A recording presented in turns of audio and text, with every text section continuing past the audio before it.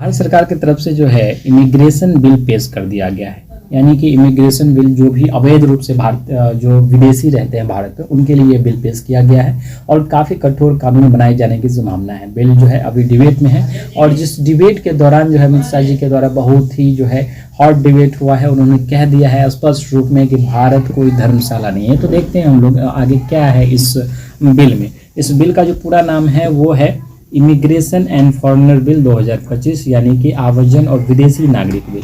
ठीक है।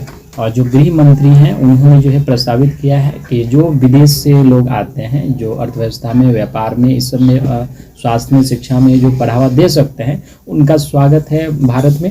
लेकिन जो भारत के लिए खतरा बनेंगे उनके लिए जो है विशेष प्रावधान किए जाएंगे, उन पर कई नज़र रखी जाएगी। ठीक है।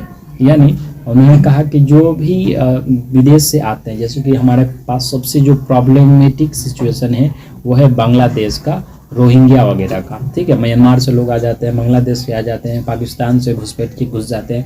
तो वे लोग जो अवैध रूप से आते हैं वो भारत के लिए, राष्ट्रीय सुरक्षा के लिए बड़ा खतरा है। और देश कोई धर्मशाला नहीं है जिसको जो है आके हम दिल्ली में बसा दें, महाराष्ट्र में बसा दें और उसको जो है सरकारी फंड से पैसा देते रहें ताकि वो हमारा वोटर्स में कन्वर्ट हो जाए। तो ये बहुत ही गलत ट्रेंड भारत में चल रहा था जिसको इस बिल के द्वारा ख़त्म कर दिया गया है। ठीक है। अमित शाह जी ने स्पष्ट कहा है कि भारत धर्मशाला नहीं है, आश्रय गृह नहीं है कि कोई भी आएगा और लंबे समय तक एनी नंबर ऑफ टाइम तक जो है भारत में रहेगा।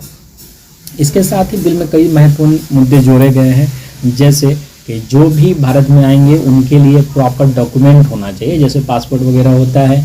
और उसके बाद अगर वो भारत में संवैधानिक जो भी लीगल तरीका है उनके माध्यम से भी आएंगे तो उन पर कड़ी मॉनिटरिंग की जाएगी।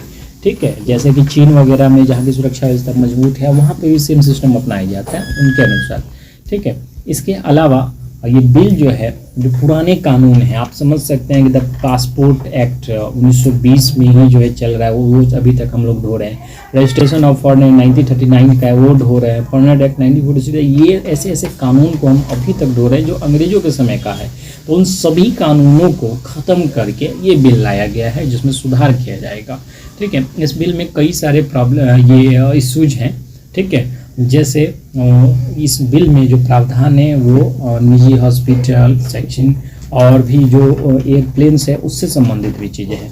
यदि कोई भी व्यक्ति यात्रा करता है तो जो मतलब जो मेन कंपनी, एयरलाइंस कंपनी है, उनको यात्रा का जो जानकारी है, यात्री की जो जानकारी है वो सरकार तक जो है देनी पड़ेगी।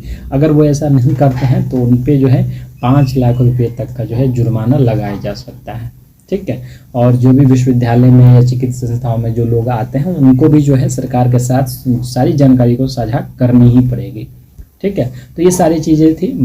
अमित शाह ने जो है बांग्लादेश और असम का, पश्चिम बंगाल और असम का भी मुद्दा उठाया, जहाँ पे जो है पश्चिम बंगाल में उन्होंने 10 बार रिमाइंडर भेजा फेंसिंग के लिए। कुछ जगहों पे जो है लगभग 500 किलोमीटर के आसपास फेंसिंग बाकी है, उन जगहों के लिए पश्चिम बंगाल सरकार जगह ही नहीं दे रहे हैं। तो उन्होंने ये सब सारी बातें जो है संसद में उठाई और निकट भविष्य में जो है ये बिल पास होगा और हमारा देश जो है ये सुरक्षित होगा, क्योंकि घुसपैठ ये किसी भी देश के लिए सबसे बड़ी प्रॉब्लम होते हैं।